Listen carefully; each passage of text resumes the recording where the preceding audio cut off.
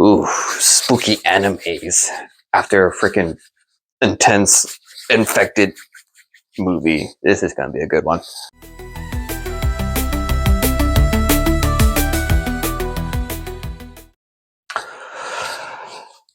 It's your host M coming at you today with a anime review.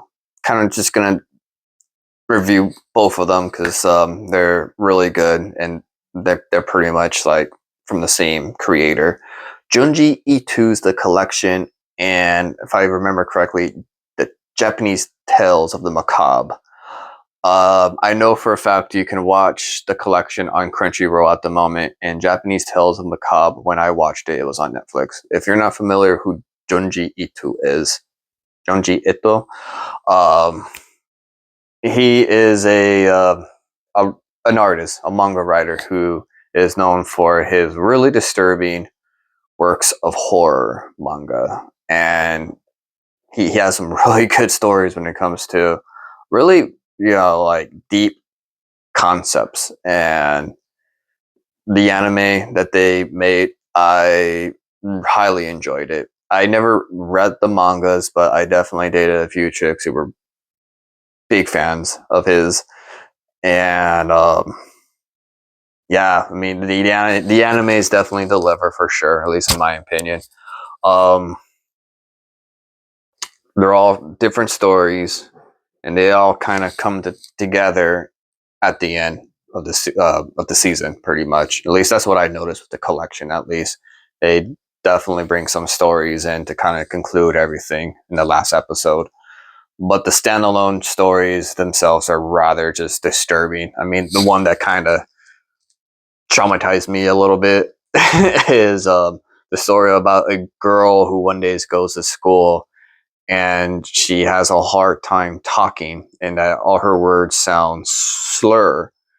And her friends are kind of like, it's not that bad, just give it a day, it'll go away. Next day at school, her friend noticed that this girl isn't there, so she goes and checks on her at home.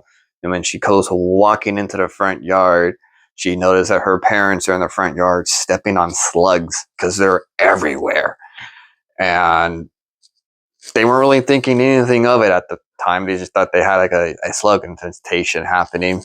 And then they hear a scream coming from the house. So the mother and the friend go running inside to the friend's room, the mom's daughter's room, and they see that the daughter is flipping out. She's covering her mouth. She's having a hard time trying to speak.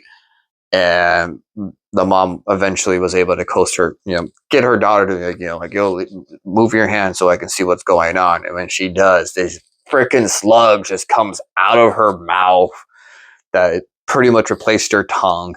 And that it was really weird and disturbing, to say the least.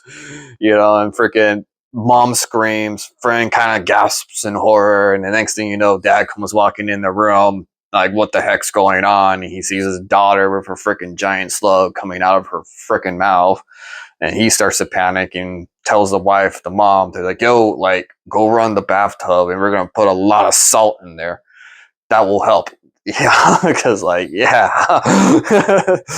And sure enough, they were able to get the daughter to go inside the salty bathtub that was ran for her, and she kind of just sinks into the tub, sinks into the salty water, and then there was nothing. They couldn't find her. They, searched the whole tub looking for her, and the only thing they felt was her head in the tub, and they pulled the head out of the submerged, it being submerged in the salty water. And the only thing that was left of their daughter was a head, and the slug comes popping out again out of her mouth. And it was just really, really just fucked, to say the least.